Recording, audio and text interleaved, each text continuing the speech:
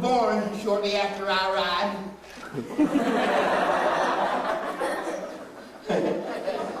In the hospital, when I was born, I was so ugly that the doctor spanked my mom instead of me.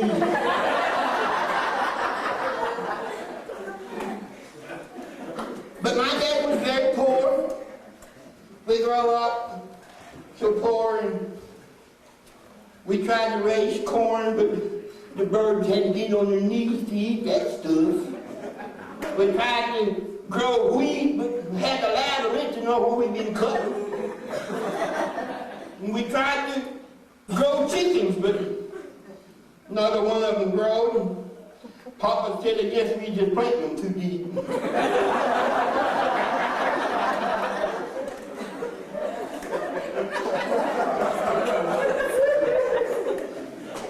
And then we had a way of Purdy. And then Purdy, she had a lot of money. She had one of these houses that they had to have poles to hold up the front door. I mean, the front porch is a big old round pole you could drive underneath it. She'd been in Hollywood, and she was right at death's door, and Daddy hoped the doctors could pull her through. And they did. And we got all the money. So Daddy told me, well, we're going to move up there. We're going to go to Beverly Hills. And we're going to go up there. She had the lucky stroke, and we ended up being the lucky one. And so he said, now go down to the feed store, because we live way out in the country. He said, go down to the feed store and get some moving company that'll leave a good compression on everybody. So we tried to think of who could leave a good compression on everybody, and then we saw the Mayflower. They started said Mayflower moving there, and I told the guy, that feed store guy, I said, now they ought to leave a good compression on you, because they've been around for a long time. Because he told me, he said, now they the one that moved them pilgrims over here. So they'll be a reliable company. Then we moved up to the big city, and about that time, I got a call from Uncle Sam, and he said he wanted to see me, and so I had to leave Mom and Daddy. He told me to get everything boxed up, put everything in boxes, because we could go the expensive way or the cheap way. And Daddy said, well, let's go the cheap way, and when we get up there where we're going, we can go the expensive way then. So he said, put everything in the box, and so we tried to get everything in the box. And we did all right until we got to old Jack the Mule, and he didn't want to get in the box.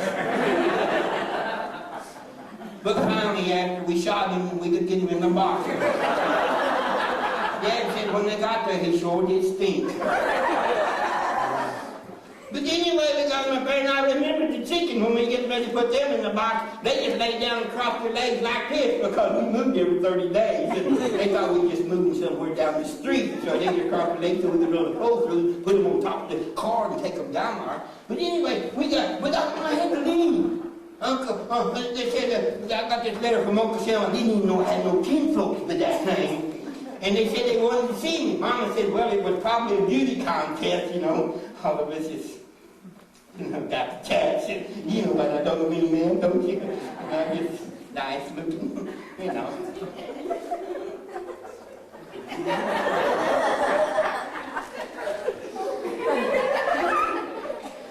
And so I went down there, and that fella to the post office where they told me to go, and that guy that was behind the desk was my milkman. And he said, what's your name? I looked at him and I said, Puddin'. Ask me again and I'll tell you the same. Well, folks, he reached over and picked me up just like that, and set me back down. Like the first time I realized that I stuttered. He said, what's your name? I said, my name's August. He said, well, when was you born? I said, I was too young to remember. He said, well, when did you first see the light of day? I said, well, when we moved out of Oklahoma into Texas. No. He said, I mean, how many are you? And I said, I'm a whole Lord. And so he said, well, he looked under something and he just stamped it like that in a piece of paper that I had, and it said, flying corpse. I figured he didn't think I was going to be lasting too long. And he said, we need to have some good fighting men. Well, folks, I'm one of those fellas that fought for our country, but I had to go anyway.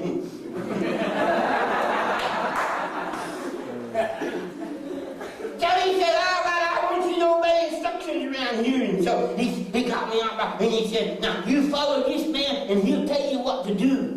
Brother, I said, okay, Mama. He said, just do anything you'll tell me to do. And so he said, now go out there and get on that bus. Now, folks, have you ever tried to get on a bus before? Them things are big and tall. I almost never got up there. Finally, I got there on the front of it, and I put my foot on it on windshield like that, and I bring it down and boom, like that, and set me right on top of it. Then the guy, officer, he walked down and he said, what you up there for? I said, don't get huffy. That fella there, he's the one that told me to get on it. He said, dummy, he said he didn't get in it, not on it. I said, there's a lot of difference between in something and on something. So he made me get off and I got in the bus and he said, all right, we're going down to Fort Sill. But I didn't know where Fort Sill was, and so we got on the bus, and then the sun come up, and the sun went down, and the sun come up, and the sun went down again, and I started seeing all them chicken houses up there. I said, looky! I pushed my buddy and said, looky! The big chicken farmers down here, look at all them chicken houses. He said, hogwash, that's where we're going to be living. I said, what, they think I am, some kind of buzzard or something? He said, they'll make you think worse than that time it's over with. And so we went out there, and so I noticed they like green paint because everything they had was painted green. Them Jeeps and all them cars were painted green, they had a big old star right on the middle of them. And I said, well, what's that for? He said, stupid, don't you know? I said, if I did, I wouldn't ask you. He said, that's where they park the stars during the daytime, and nighttime they drive them on bar. I know that government had their hands in a lot of stuff, but I didn't know it gone that far. So we pulled up there, and the mama said, honey, whatever you do, August, you follow instructions. And that bus pulled up there, and there's a little guy on that little outhouse sitting out there in the middle of the road. He's going, so I just stuck my head out and go, oh, don't ever do that. He had a bullet hanging on the side of him. I didn't see it. And I went by, it was boing like that. Boy, I carried a goose egg about there for a long time. Well, we got in there, and they got us in, and so we was in there, and they said, fall out. So I got to the doorway of the bus, and I was getting ready to fall out. But I didn't have time. Somebody pushed me, and 13 people walked over my back before I got up. And he said, all right, go to this little house right here, and they'll tell you what to do. And so we went over to that little house, and I said, what do I do? And they said, all right, take off civilians' clothes. I looked at him, and then I said, I ain't got civilians' clothes on. He said, I said, take off civilian clothes. And so I said, I don't have any clothes on. Oh, don't ever do that. I guess I look like civilian. I said, no, they was my brothers and my other brothers and my other brothers, and now they're mine. They belong to me. I get civilian, I look just like identical twins. And so he just grabbed there in the button, he hadn't got scared and honked off up there at the post office. The rest of them just got scared and honked off. Mother and I was standing out there with my birthday suit. Somebody said, we're going to get uniforms. I said, I'm glad to get anything. So they had us to walk down this way here, and they had a little ramp we had to walk up, and so we walked up a little ramp, and about that time, bang! And I said, what are you doing? He said, we're vaccinating you. I said, what do you vaccinate me for? He said, I was afraid you'd bite somebody. I said, ain't a chance in the world. Well, he said, you could go to death. And so they put one on one arm, and I just went boom on the floor. And when I woke up, but I was glad to wake up. I had a good time when I was out, but I woke up and I saw them people standing there. They said, all right, you can get in for old folks. Now, when you go to Goodwill, you can ask for all the big numbers, but brother, don't do it when you go to the army. Because they said, that mommy said when she sent me down to get the cheese and so forth, she said, get all you can. And we didn't care very much. And so, I went up there, and so I was standing up there, and I was watching, and they had to take me, and they said, 36, 22, 33. I thought, I'm going to get some big ones. So when they come to me, I said, 95, 66. Oh, don't ever do that. No, hey, don't do that. No. They give me this uniform, brother, I put it on, and I kept on looking down the side, and I said, I can see the ground. I said, what do you think that hole in there for? And that guy behind me said, well, August, it'd probably be for your other leg. And so I pulled it off and took one leg in it and put it back on. They give me a lot of growing room. They put that shirt on me where I thought I lost my hands. I kept on looking for them, and finally I slid it up, and there they was. Then they give me them here boots, folks. Them boots was so big that I turned around 3 times, and they didn't even know I moved. So I had all this stuff on me, and so they said, all right, go back over there to that village right over there. And so they give me this here, this old bag, and they give me a raincoat just to strain the rain so the big drops wouldn't drown me. And I had all this stuff in that bag back there, and so I just carried it like this, putting my breeches up, and I was wondering, some officer, he come walking down through there with all them things all over him. He walked past me, and he said, so, I reached down and pulled my uniform back up. I said, yeah. He says, didn't you see all of this on me? I looked him over and I said, well, mister, don't cry. Look what they give me. Yeah, I went over to back over to he talked in Chinese and Greek and something else, but I don't like that. I didn't understand because I didn't have the gift of interpretation.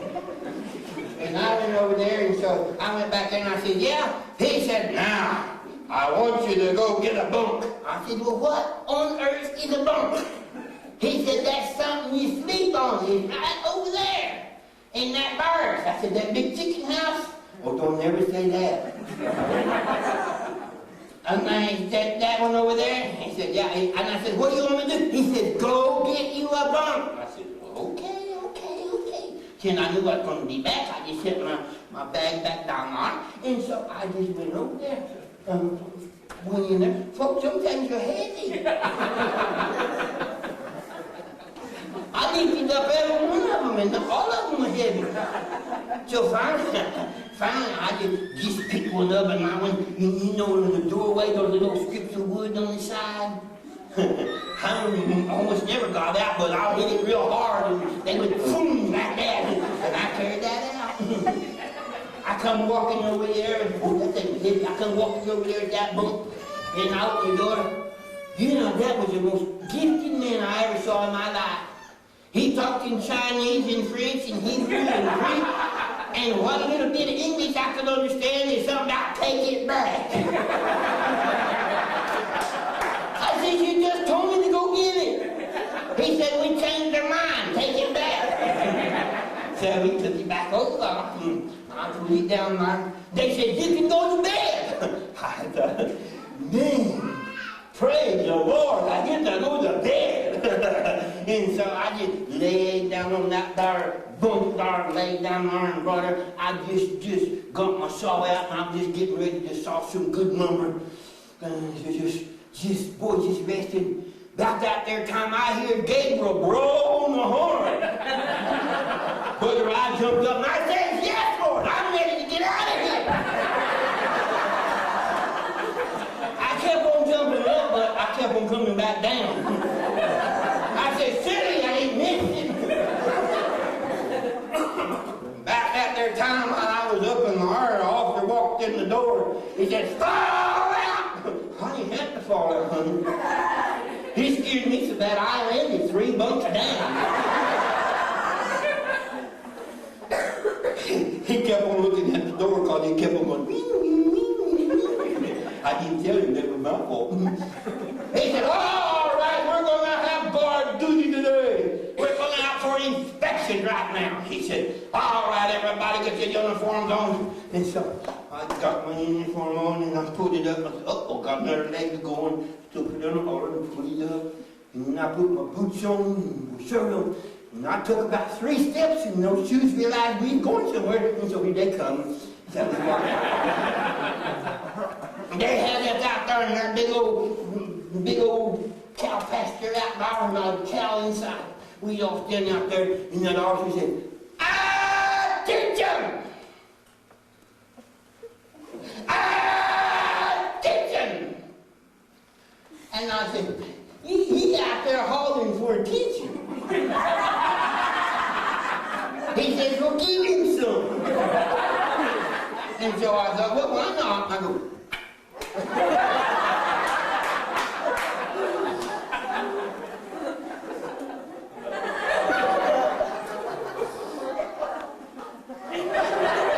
and he kept on saying, attention! Bulldog.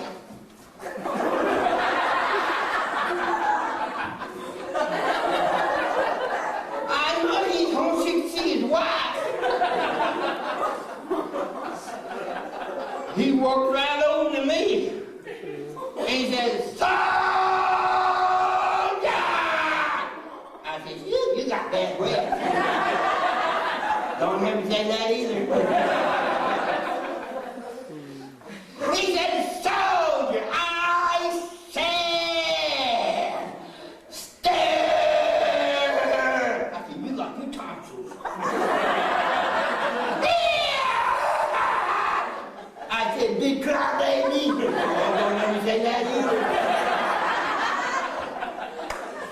He said, soldier, I said. Damn, that attention.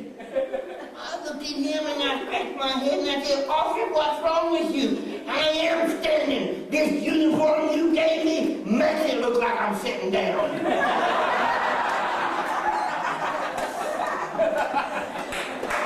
Then he said, all right, we're going to do some marching.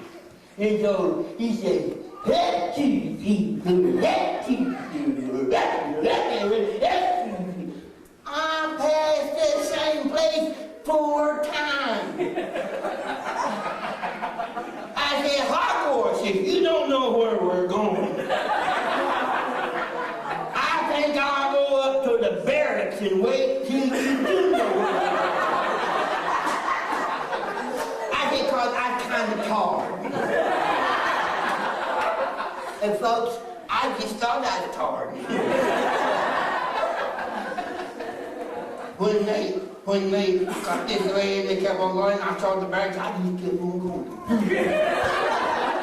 I got about 20 feet out there and he said, halt! I picked my uniform up.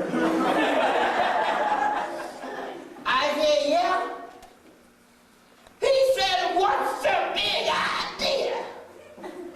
I said, officer, I'm going up there and wait till you figure out where we're going. I kind of tired.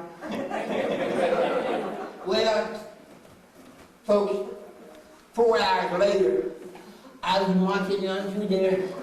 I couldn't even raise these boats here. I done wore off all the grass there. Fort Sill used that for an airstrip for 10 years.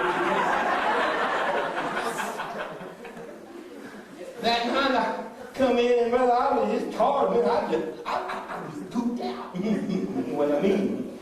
And I just leaned up against the wall. And The officer walked in and said, well, we need somebody to do guard duty tonight. And I looked the other way. He walked in and said, there you are. Pointed right at me. I said, okay, officer, what do I do? He said, it ain't hard. And I said, well, good, because I'm tired. And what did I do? He gave me this here rifle. I called it a gun, but I had to do like this 10 times and then say rifle. And he said, you take this rifle here. And he said, then what you do, you stand out there, and if anybody comes up, you get their identification, and then you say halt 3 times, and then you shoot. I didn't get this. I get who they are, and I say halt 1, 2, 3, and I shoot. Said, yeah, see, it ain't hard. And I said, oh, shit, the good Lord. Okay, I think I can handle that. So I said, take that butcher knife off the end of it. Somebody get hurt with that. They wouldn't do it. So they gave me this here big old rifle. I call it a gun, but they called it a rifle. So I was out there, bordered about 2 o'clock in the morning. I was out there and went to that thing about where my shoulder off. And I was out there relaxing, relaxing. That officer didn't make me walk all day long. He made me get out there and do it. He'd been out somewhere. Here he comes. I said, hot dog, always this is your lucky day.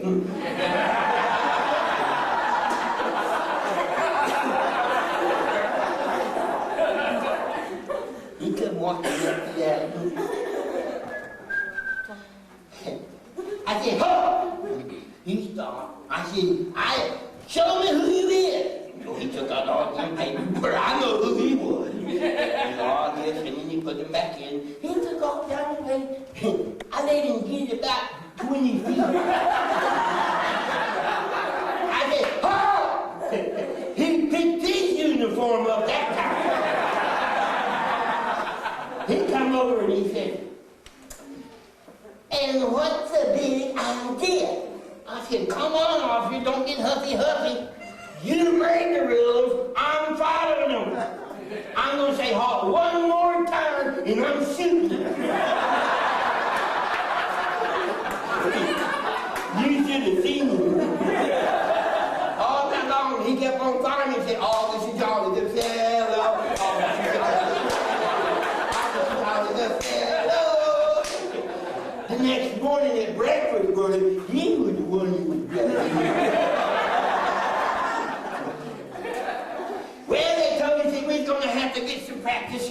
And so that officer, he said, all right, we're going to fire these rifles. Now, fellas, he said, now put the back of the gun right up here about tight. I said, what do you think I am, some kind of a sissy?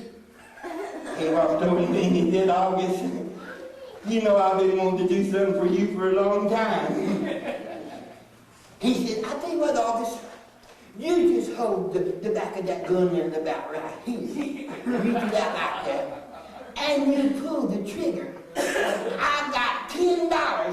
You walk back here and I'll give you $10. Oh, I said, man, I need some money. That sounds like a pretty good idea to me. So I said, what I do? Hold it right here. You just put it right there. And just pull the trigger. And then you just walk back here and get it.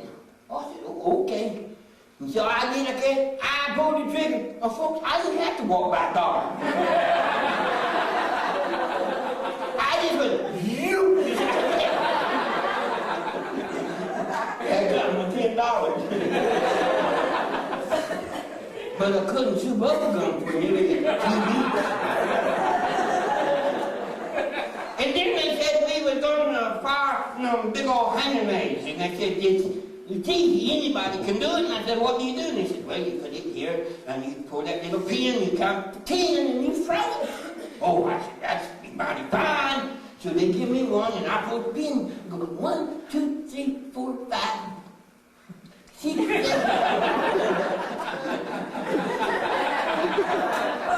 You talking about people with spinnerism. Now that's a grasshopper on roller skates. They was going every which way. And so somebody felt sorry for me, I guess, because he reached and grabbed it underneath my arm and, hey, found that thing! But there was a dog out there, and the last we saw was hair. That's the biggest firecracker I ever heard of in all my life. Well, they told me, they said, all right, we're going to go overseas.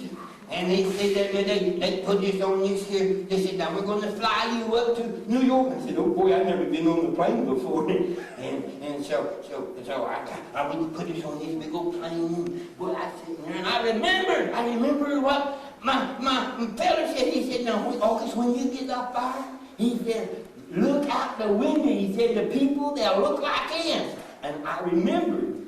And so I was sitting there, and so I looked out the window of the plane, and I punched my buddy and said, looky, they told me the truth. I said, looky, they look like ants.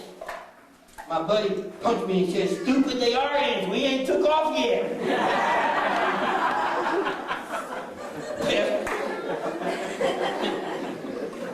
See, you can see I'm a pretty responsible guy. And so we flew up there, they got up there, and so they told us, he said, well, we're good. About that time I saw one of them engines quit going around and stop. And that guy come back on that radio and he said, don't be afraid, we're going to get there, but we'll be about 30 minutes late. About that time, the other one went out over on the other side. And it stopped. And there were 4 of them. 2 of them done going out. He said, don't worry about it, we'll be in about an hour late. And a little bit, another one went out. He said, now don't get scared. He said, we'll make it, but we'll be about 3 hours late. I pointed to my buddy, I said, I hope that other one goes out so we can stay up here all day long. But it didn't, so we managed. And that furnace on this here big old ship, folks. We was on that ship 12 days. Everything was coming up, not a thing was going down. I was standing over there and I was holding on to the rail, brother, my eyeballs was across the tears running down my back. Officer said, what company you in? I said, if I can see straight, I'm going by myself. That time some officer walked down and said, all right, it's time to do some marching. Everybody get out. So we all had the line up. So we do hoop, somebody called him off, and they stuck a new one on there, and he had the bad habit of stuttering. And so we was walking on top of that big old ship there, going, and he's going to go,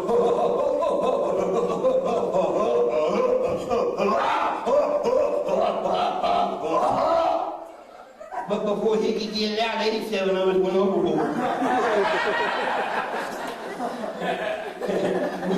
we was down in the water, and one old big old whale come and looked at me, and I said, I belong to that religious outfit. And he turned his nose at me because he knew he'd shoot me up anyway.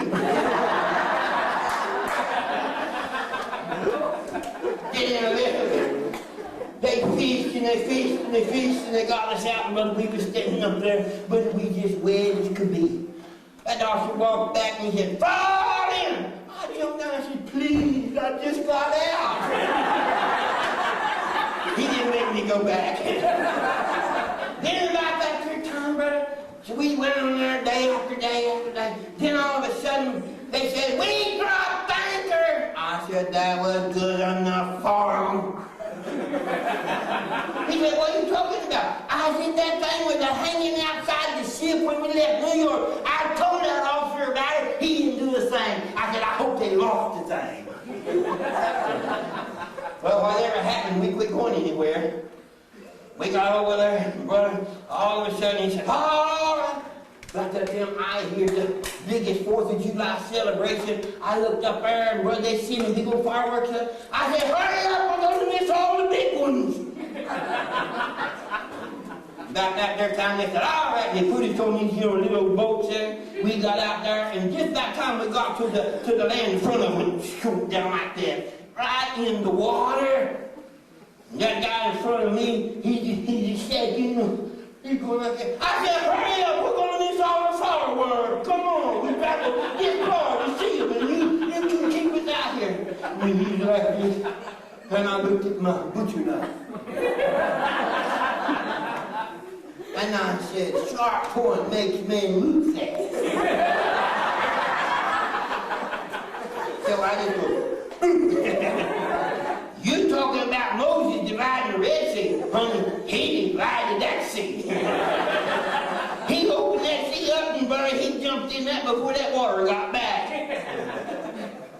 About that there time, the officer, he caught me and he punched me with his, and I jumped over him. And anyway, we got up there. And so we went up there, and so the officer said, all right, men, you sit down. And so we all had to sit down on something. He said, now, men, this is very serious. He said, some of you are going to lose a leg.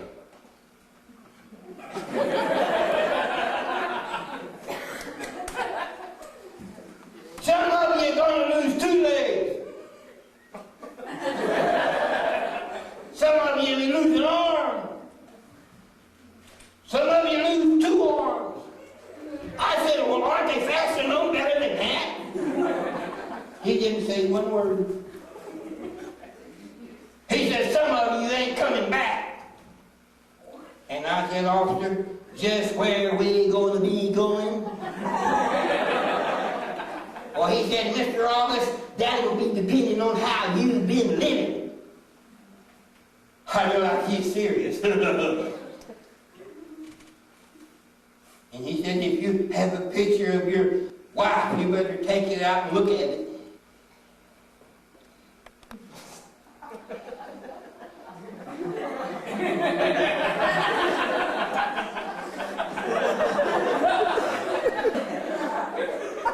I said, I don't think I'll be homesick for a month.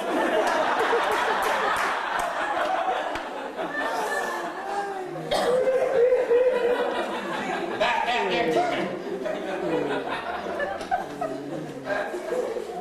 Isn't that terrible? I travel all over the United States doing this. About that there time, I heard the biggest mosquitoes I ever heard in my life. They go,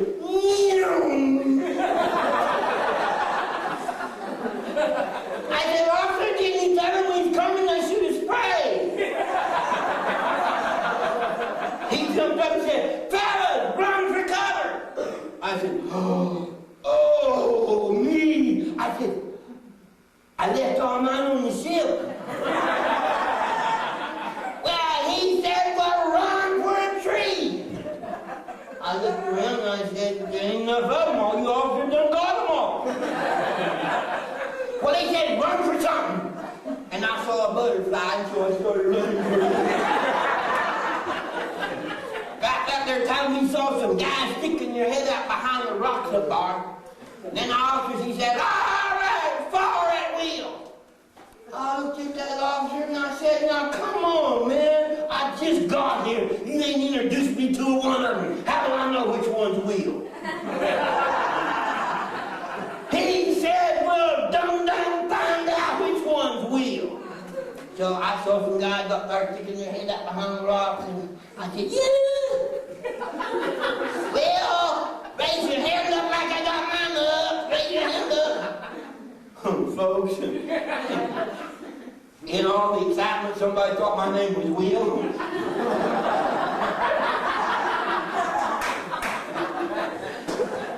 When I woke up, I was in the good old USA. And the doctor was looking over at me and he said, oh, thank the good Lord he's gone. About that time I woke up and said, hi, Doc. He be gone. I ain't seen him since. But they called me back down to the draft board and they gave me 4E. I said, what's 4E for? And they said, August, honey, even if we have an invasion, don't you show up.